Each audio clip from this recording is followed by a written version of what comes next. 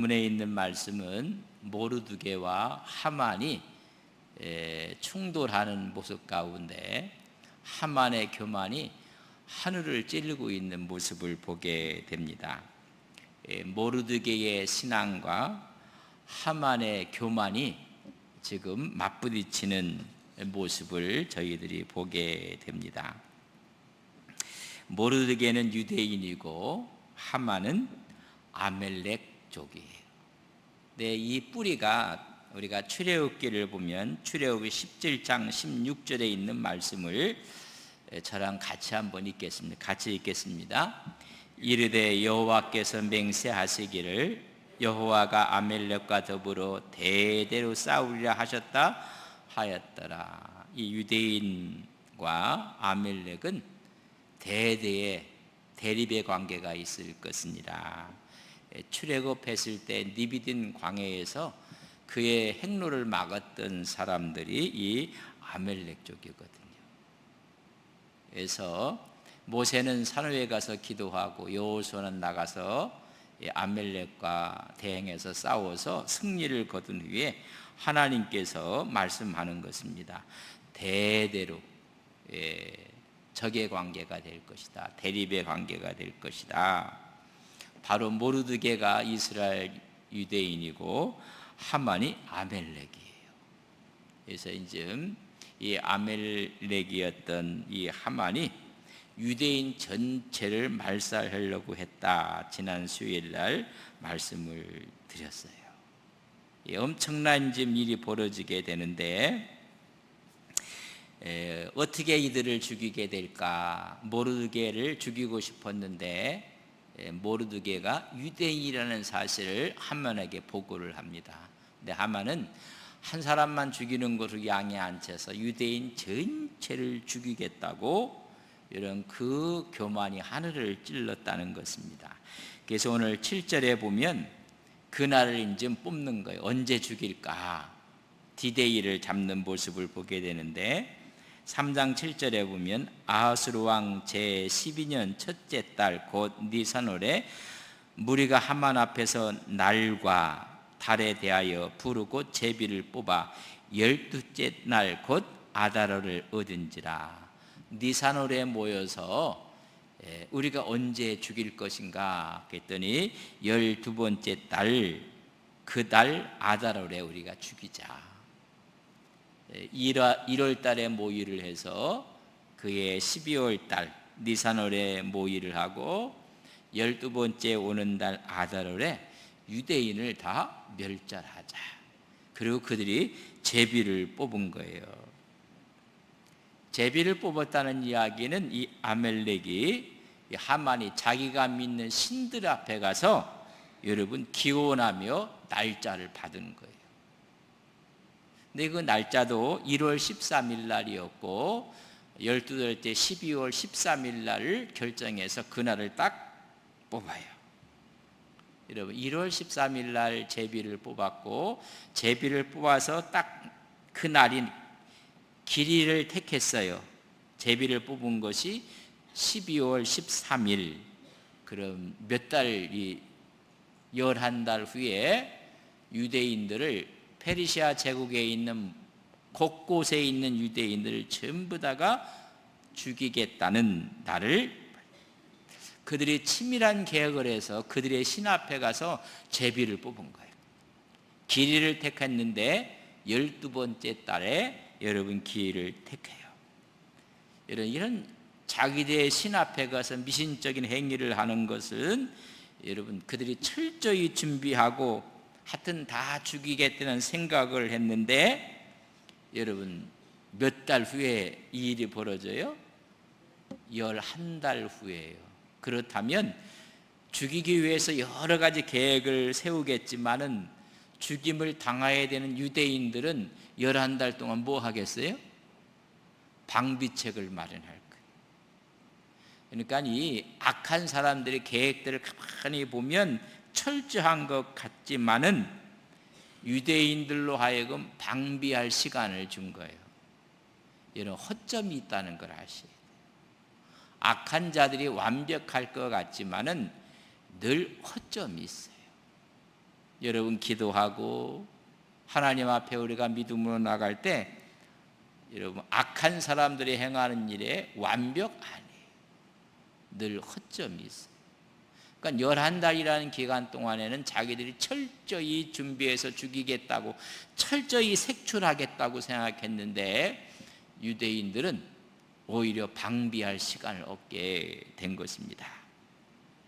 이것이 하나님의 섭리입니다. 그럼 이들을 다 죽이려고 했을 때 하만이 여러분 자기 사람들을 시켜서 풀어서 이 사람을 다 죽이게 되면 문제가 심각해요. 그러니까 중요한 게 뭐예요? 왕의 허락을 받는 거예요. 왕의 명으로 그날을 유대인들을 진멸하는 날로 여러분 왕의 어인이 찍힌 조서가 내려지면 문제가 해결되는 거예요.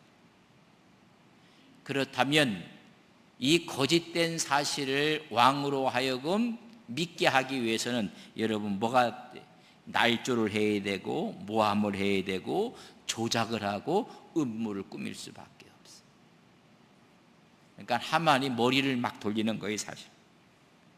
그래서 악의 세력, 마귀의 모습은 항상 날조하고 모함하고 조작하고 음모를 깨하는 거예요. 그렇다면 저 유대인들을 어떻게 몰고 가서 죽일까? 왕으로 하여금 그럼 죽여라. 그런 조서를 받기 위해서는 날조와 모함을 하게 되는 것입니다. 이 페르시아 제국의 반역자로 몰고 가기만 하면 되는 거예요. 이 반역자로 몰게 되면 왕이 그러면 그 민족을 다 죽여라 하면 왕의 조서를 갖고 왕의 권한으로 여러분 유대인을 죽일 수가 있는 거예요. 하만이 이제 모함을 하게 되는 모습을 보게 됩니다. 8절에 보면 모함을 하는데 이런 이야기로 왕에게 모함을 해요. 하만이 아하스로 왕에게 이르되 아라데 한 민족이 왕의 나라 각 지방 백성 중에 흩어져 거하는데 그 법률이 만민의 것과 달라서 이 페르시아 제국을 지탱하고 이 제국을 운영하는데 자기들만이 갖고 있는 법률로 이 지키지 않는다는 것입니다. 그래서 왕의 법률을 지키지 아니하오니 용납하는 것이 왕에게 무익한 한 민족이 있다는 거예요. 그러니까 왕이 이런 화를 낼 수밖에 없어요. 아니 이 페르시아 제국이 갖고 있는 법률을 우습게 생각한다는 사람이 어디 있냐? 이것을 무시한다는 것입니다. 왕이여 한 민족이 있습니다. 그들이 바사 제국 곳곳에 흩어져서 거하는데 우리와 법률이 다릅니다. 우리 왕국에 걸림돌이 되는 민족이 하나 있습니다. 백해무익한 족속이 있습니다. 이렇게 모함을 하는 것입니다. 이런 모함을 받고 또 그런 이야기를 들었을 때 왕이 잘 판단을 해야 되는데 이 판단을 또 왕이 잘못하는 모습을 보게 됩니다. 왕의 법도를 무시한다는 것입니다. 그때로 왕이 여러분 분노를 촉발시키는 말을 하는 거예요. 어떻게 하면 저 왕을 분노하게 만들까, 화나게 만들까, 절대 권력을 갖고 있는 왕을 자극하는 거예요. 여러분 악한 세력의 본연의 모습은 자기는 은폐하고 음모를 꾸며서 여러분 힘 있는 자를 분노케 하는 거예요. 잘 나가는데 뭐 어떤 사람이 가서 막 화를 내게 하고 분노하고 음해를 하고 모함을 하게 되면 이런 화를 확 내버리거든요. 하여튼 왕의 화를 돋구게 만드는 거예요. 여러분 자기 유익을 위해서 악한 무리들이 하는 것이 전형적인 유형이 뭐냐면 모함하는 거예요. 거짓 증언을 하는 것입니다. 대부분 이런 사람들은 자기의 허점, 자기의 잘못은 전부 다 감추고 남을 모해하고 거짓 증언을 하는 것입니다. 성서에 이런 거에 대해서 아주 이렇게 이야기해요. 요한복음 8장 보면 44절에 보면 거짓을 말할 때마다 제 것으로 말하나니 이는 그가 거짓말장이요 거짓의 아비가 되었습니다. 요 하만이 거짓을 말할 때마다 누구 것으로 말해요? 자기 은밀한 욕망과 교만을 갖고 말한다. 그러니까 그런 거짓말장이요 거짓의 아비라. 이런 음모하고 이렇게 겉모술수를 쓰는 분은 자기 말이 아니라 딴 사람이 그렇게 이야기한다고 갖다 덮어씌우는데 알고 봤더니 그 사람 말이에요. 그래서 그 사람 자체가 거짓말장이요 거짓의 아비라. 사단이 하는 이야기, 이런 얘기. 뭐라고 얘기하는데 알고 봤던 게 자기의 이야기야.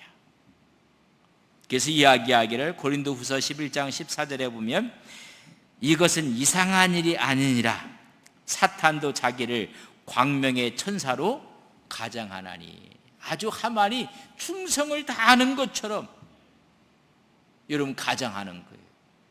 그리고 자기 말을 하는데 그래서 제 것을 갖고 말하는 거예요. 혹시 옆에 와서 누가 뭐라고 말을 하면요, 이런 80~90%는 그 사람 말이에요. 누가 얘기하는데 당신이 못됐다고 하고 뭐 얘기하면요, 다른 사람 이름을 도용해서 자기 말을 한다는 걸 여러분 이해를 하셔야 돼요.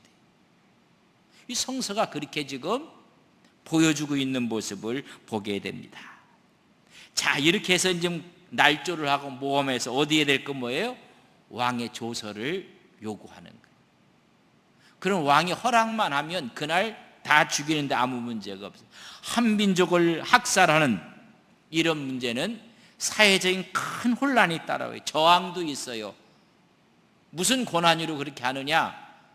근데 왕의 조서가 있다. 왕의 허락한 명령서가 있다. 그래서 사회적인 혼란을 최소화시킬 수 있는 것은 왕의 조서가 있으면 되는 거예요. 왕이 명령한 명문화된 죽이라고 요구했던 조서만 갖고 있으면 진멸하는데 여러분 반대가 있고 어려움이 있지만 잘 넘어갈 수가 있습니다. 그래서 요구를 하는 거예요. 왕을 찾아가서 그 민족은 다 멸해야 됩니다. 만약 그렇게 다 멸한다면 제가 큰 재산을 왕의 국고에 바치겠습니다. 왕도 이 사실을 알아요. 여러분 그때 유대인들이 얼마나 있었는가. 바사 제국에 많은 사람들이 이야기하기를 한 70만 정도가 흩어져 있었다고요. 여러분 70만이 하루아침에 다 죽는 거예요. 여러분 다 죽게 된다면 그들이 갖고 있는 모든 재산들은 다 탈취하게 되는 거예요. 이 재산을 왕의 국고에 넣겠다고 이야기를 하는 거예요. 여러분 9절 말씀해 보면 왕이 옳게 여기시거든 조서를 내려 그들을 진멸하소서. 내가 은 1만 달란트를 왕의 일을 맡은 자의 손에 맡겨 왕의 금고에 드리리이다. 세상에 수많은 사람을 죽이는 대가로 은 1만 달란트를 왕의 국고에 드리겠다는 거예요. 여러분 여기 은 1만 달란트가 무게로 하면 얼마인지 아세요? 계산을 하면 34만 킬로그램이야. 이걸 톤으로 하면 340톤이야. 하여튼 뭐 은이 많으세요 집에? 놀라는 분도 하나도 없어. 이 엄청난 것을 왕의 국고에 뇌물로 주겠다는 거예요. 그러면 왕은 국고 같은 돈에서 좋고 자기 원하는 갚아서 시원하고. 여러분 한 사람의 분노가 얼마나 큰 것을 일으키는지를 우리는 잘 이해를 하셔야 돼요. 왜 이렇게 은 1만 달러를 갖다 주니까 왕이 요즘 변덕이 심해서 술 먹다가 마음에 안 들으니까 왕비도 폐위해버렸어요. 그리고 얻은 왕비가 누구예요? 에스더를 얻었거든요. 저 변덕 많은 왕이 절대 이 말은 번복하지 못하도록 미연에 방지하기 위해서 은 1만 달러를 갖다가 뇌물로 준 거예요. 그렇게 하겠노라. 이 하만은 계산을 한 거예요. 70만의 유대인들이 갖고 있었던 재산을 보면 충분하게 자기도 타산이 있다. 이 재물을 충당하겠다는 이야기입니다. 그 말을 듣고 왕이 반지를 빼서 하멜에게 줘요. 우리 말하면 여러분 옥새를 찍을 수 있는 권한을 그에게 줘요. 말살할 수 있는 권한을 줘요. 그리고 모든 재산을 몰수할 수 있는 권한까지 줘요. 그러니까 왕이 생각하기를 뭐 이런 민족이 다 있는가? 그럼 이런 민족은 이 나라의 백해무익한 민족이니까 이런 민족을 다 말살한다면 우리 페르시아가 더 든든해질 것이다. 그렇다면 하만이 공을 세우는 거거든요. 그러니까 하만이요, 나한테 1만 달란트 두지 말고 그것도 너 다 가져라. 네가 나를 위해서 이렇게 큰 공을 세우는 것이 아닌가. 11절 말씀에 보면 이르되 그 은을 내게 주고 너에게 주고 그 백성도 그리하노니 너희 소견에 좋은 대로 어떻게 하라고요? 다 죽이라는 거예요. 하만이 땡을 잡은 거예요. 이 모함하고 술수를 써서 한 민족을 다 죽인다는 그 왕은 근심거리를 여러분 없애는 거예요. 그러니까 너는 이 나라에 공을 세우는 충신이라는 거예요. 그러니까 그 공을 내가 인정해서 나한테 줘야 될 그거 모든 거 너한테 다 주겠다. 하사하겠다는 거예요. 여러분, 편견이 심어놓은 엄청난 일들이 벌어지는 거예요. 여러분, 하만이 왕에게 편견을 심어주는 거예요. 이 제국을 경멸하고 있고 왕권을 무시하고 있고 이 제국에 쓸모없는 족족이라는 것입니다. 이런 편견을 심어주니 여러분 무서운 결과가 나타나는 거예요. 여러분 편견, 잘못된 생각을 집어넣으면 얼마나 무서운지 아세요? 이런 잘못된 편견이 여러분 가룟 유다가 은 30에 예수를 팔아넘기는 거예요. 여러분 사울 마음속에도 잘못된 편견이 들어갔어요. 사울이 죽은 자는 천천히요 다윗은 만만이라. 그 편견 가운데 그럼 그가 원하고 하는 것이 이제 뭐가 왕권밖에 있지 않겠는가? 아마 부추겼을 거예요. 이런 편견이 들어가니까 다윗을 사냥하듯이 돌아다니는 거예요. 창을 던지고 죽이려고 하고. 우리나라가 어렵고 힘들 때 기독교가 처음 들어와서 독립을 위해서 나라를 위해서 얼마나 많은 일을 했는지 몰라요. 그런데 오늘 이 시대에 잘못된 편견으로 해서 기독교를 아주 그냥 팍 많은 일을 함에도 불구하고 이런 편견을, 사회적인 편견을 집어넣고 계층 간의 편견을 집어넣고 잘못된 정보를 흘려갖고 그것을 막 확대 재생산하는 거예요. 여러분 정치도 그래요. 여와 야가 서로 다 편견을 갖고 그 문제가 심각해지는 거예요. 하여튼 그런 편견 앞에 왕이 조서를 내리는 거예요. 여러분 12절에 보면 첫째 달 13일에 왕의 서기관이 소집되어 하나님의 하만의 명령을 따라 왕의 대신과 각 지방의 관료와 각 민족의 관원에게 아하수르 왕의 이름으로 뭘 했어요? 조서를 쓰는 게 죽이라는 이야기예요. 살육하라는. 세상의 일은, 그러니까 이런 이야기를 들으면 왕이 어떻게 해야 돼요? 조사를 해야 돼요. 정말로 저 민족이 그런 민족인지, 그것이 사실인지 진위를 파악해야 되는데 이 변덕 많은 이 왕이 진위 파악을 안 하는 거예요. 은 1만 달란트라는 이야기 앞에 여러분 앞이 전부 다 길을 다 다른 길을 막아버리는 거예요. 그래서 조서를 쓰되 각 지방의 문자와 각 민족의 언어로 쓰고 왕의 반지를 인치니라. 오인이 찍히듯이 여러분 도장을 확 인장을 찍어서 다 죽이라고 이야기를 하는 모습을 보게 됩니다. 1월 13일 날 조서를 꾸며서 도장을 딱 찍고 여러분 12월 13일 날 유대인들을 전부 다 죽이라는 것입니다. 이걸 각 지방의 문자와 각 민족의 언어로 인도에서부터 구수까지 127지방이라고 했어요. 얼마나 광대한 데 가서 다 그 일을 감당하는 거예요. 그러면서 내렸는데 3장 13절을 보세요. 보면 12째 달 곧 아달월 13일 하루 동안에 모든 유대인을 젊은이, 늙은이, 어린이, 여인들을 막론하고 죽이고 도륙하고 진멸하고 또 그 재산을 탈취하라. 조서 내용이 이런 내용이에요. 아니 이 정도 됐으면 이런 왕이 충성스러운 사람을 시켜서 사실 여부를 알아봐야 돼요. 이게 사실이냐 아닌지. 악한 자는 자기의 말을 광명의 천사의 말처럼 여러분 속이는 거예요. 이것이 사실인지 아닌지를 우리 말대로 따지지도 않고 묻지도 않고 이를 좀 실행하게 되는 것입니다. 다 탈취하라. 역조들에게 맡기는 거예요. 그래서 이 왕명을 전달하는 보발꾼들이 전도로 떠나는 거예요. 그래서 그들은 20km에서 40km마다 역조들에게 말을 바꾸고 또 사람을 바꾸가면서 그 조서만은 그대로 전달되는 거예요. 이런 일이 벌어지게 된 거예요.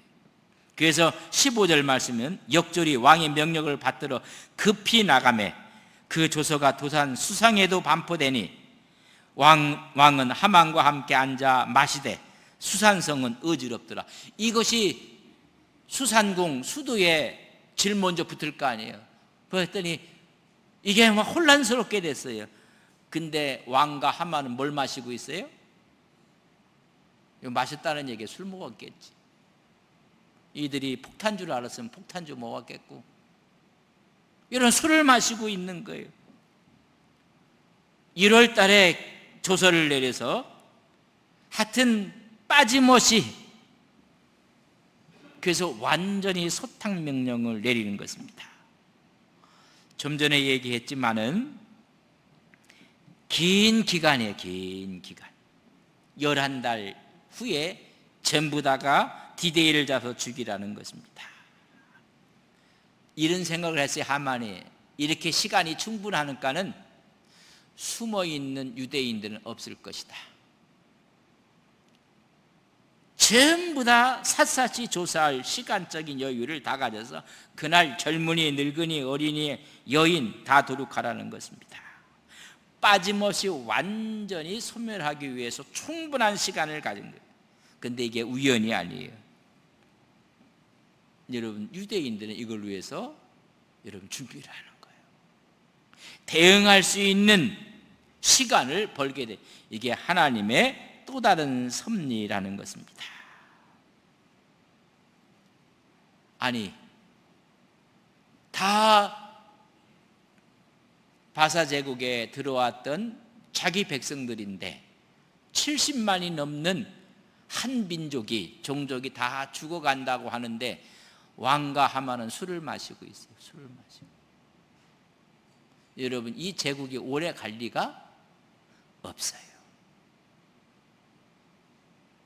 이제 엄청난 그러면서 다른 민족들까지 혼돈에 막 빠진 거예요. 이건 합당치 않은 사륙 명령이다. 이건 이해할 수가 없는 일이다. 이건 정말로 민망한 일이다. 이런 이야기를 위해서 수도 수산궁이 어지러워지는데 왕과 하만은 앉아서 술이나 먹고 있는 거예요. 술이나 먹고 있어요. 이 통탄한 일이 벌어지는 모습을 우리가 보게 됩니다. 4장 1절에 보면 모르드게가 이 모든 일을 알고 자기의 옷을 찢고 굵은 베옷을 입고 재를 뒤집어 쓰고 성중에 나가서 뭐예요? 대성 통곡하고 있고 수많은 수도에 있는 수산 사람들은 어지러워서 이게 어찌된 일이냐 앞을 감당하지 못하고 있는데 왕과 하만은 술을 마시고 있는 거예요. 이런 엄청난 일이 지금 벌어지게 되는 것을 보게 됩니다. 자님 저를 보세요. 이 오늘 내용의 성경 다 이런데 개인적인 분노, 개인적인 화. 사람은 이 감정의 동물이에요. 여러분 건드리면 화 안 내는 사람이 하나도 없어요. 다 화를 내요. 이 개인적인 화가 얼마나 무서운가를 보여주는 것입니다. 우리가 화를 잘 다스려야 되는데 이 화가 적대감을 나타내는 거예요. 모르드게가 그 앞에 절하지 않았어요. 그러니까 하만은 내 권력을 우습게 생각한다는 것입니다. 자기 마음에 안 드는 거예요. 자기 마음에 안 들으니까 화를 내고 그 민족을 다 죽이려고 하는 최고의 교만이 그 마음속에 들어간 것입니다. 여러분, 교만이 들어가면 뭐가 빠져나오는지 아세요? 정직함이 빠져나와요. 저 사람이 괜찮은 사람인데 여러분 교만해지면요 그 속에 있는 정직의 영이 빠져나와요.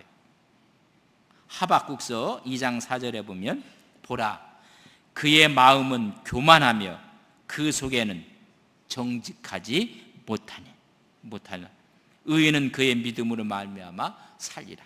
분명히 그 마음이 교만하면 자기가 최고인 줄 알면 그 속에서 정직이 빠져나오는 거예요. 여러분 다 폭군들이 이렇게 가는 거예요.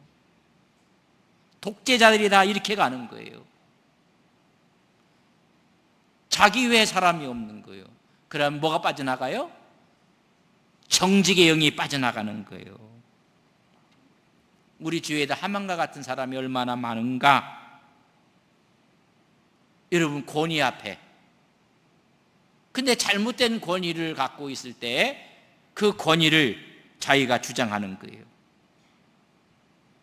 협조하지 않고 자기에게 굴복하지 않고 자기 말에 순종하지 않는다고 해서 여러분 그 영 속에 정직영이 빠져나가요. 전부 다 거짓입니다. 음해, 날조 이런 거로 가득가득 채워지는 거예요. 타협이 없고 소통이 없고 대화가 없습니다. 여러분 사람 교만해지면요 이렇게 되는 거예요.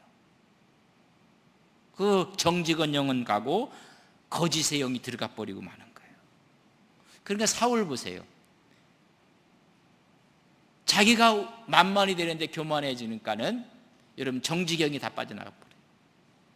그리고 다윗이 살려줬을 때는 엉엉 울어요.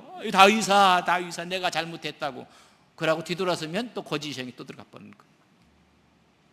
두 번째는 거짓말로 상대를 비방하는 것입니다.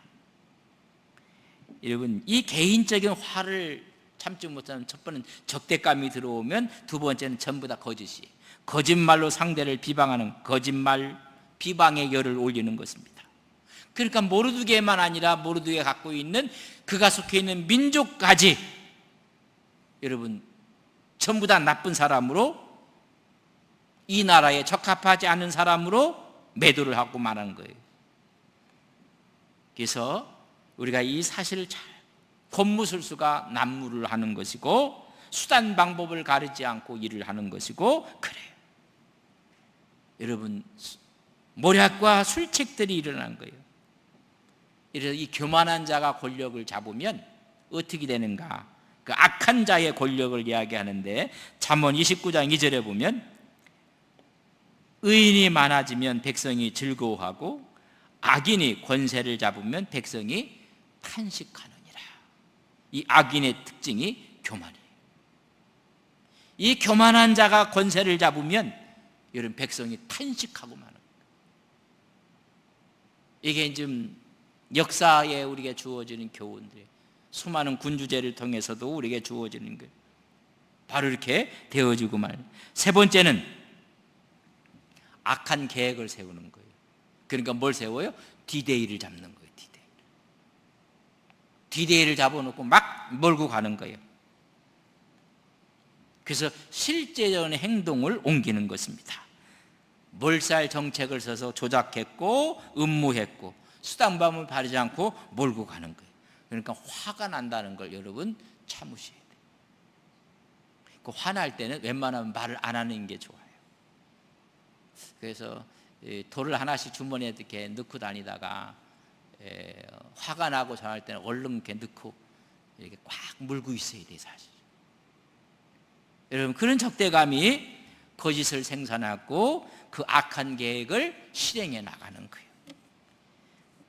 하만의 말 한마디에 70만이 넘는 민족이 몰살당하는 위기를 맞이하게 되는 것이에요. 왕의 판단을 흐리게 만드는 거예요. 이게 거짓이고 음모고, 여러분, 판단을 흐리게 하는 이 유혹을 우리가 멀리해야 돼요. 그래서 옛날에 보면 간신들의 말을 여러분 멀리해야 돼요. 간신들의 말은 은 1만 단타를 갖다 준다고 하거든요. 그리고 앓던 일을 전부 다 빼준다고 하거든요. 이게 한 개인의 분노가 이렇게 만들어내는 것입니다. 미국에서 이상한 일이 하나 벌어졌어요. 이 수십 마리의 돌고래 떼들이 해변 위로 올라와서 해변에서 죽어버렸어요. 그런 기사를 여러분, 돌고래가 깊은 물에서 휴양하는데 이게 갑자기 해변 위로 올라와서 이 돌고래 떼가 떼죽음을 해버렸어요. 이게 어찌 된 일인가? 과학자들이 모여서 지능이 그래 돌고래들이 높은데 이런 어리석은 일을 왜 했을까?